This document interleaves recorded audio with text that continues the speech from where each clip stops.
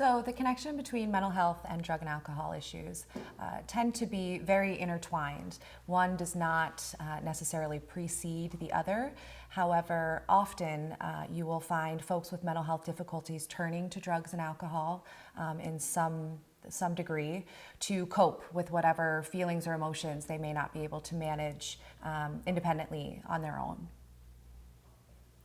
So some of the issues that you might see mental health-wise that could potentially lead to some sort of substance use is very often depression, as well as anxiety. Again, these trends might show that substances will actually help or convince somebody that it might help minimize their symptoms. It's really just a temporary mask.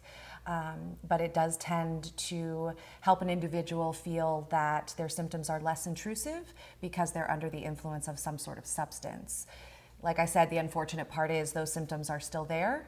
They will be there when the effects of whatever substance might subside. So that's really the importance of seeking treatment for both mental health and the substance use.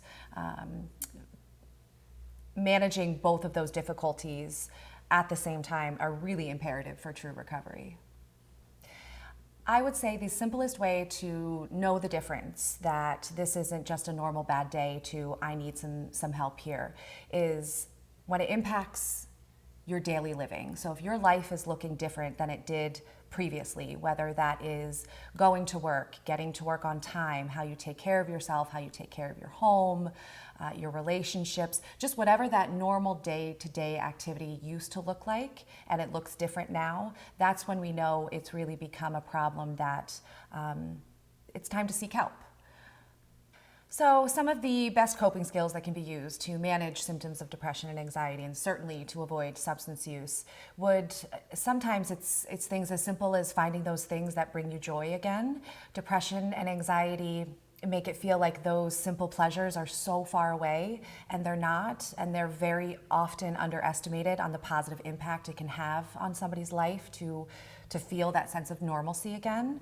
So I always say, play with your dog again, go for a walk, interact with your children, call a friend that you haven't in a long time. There are so many things that inherently bring us pleasure as human beings, and depression and anxiety can make an individual feel like, don't bother, it's not going to work anyway. It will work every time. If you engage in something that brings you some sort of happiness, whatever coping skill that might be, it will help minimize and decrease those symptoms of depression and anxiety. I'm a big believer too in just reaching out to somebody.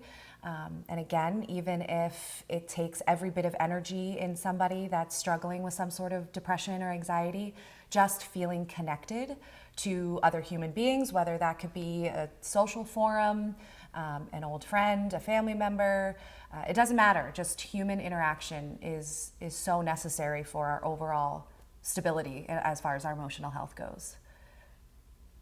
So one of the best places to start as far as finding help, if those simple coping skills are just not working, certainly there are a ton of resources out there on the internet, peer-led groups, folks that are also struggling with the same kind of difficulties in life.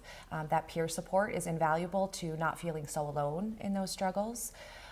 But then certainly there are just so many places to seek out professional help as well.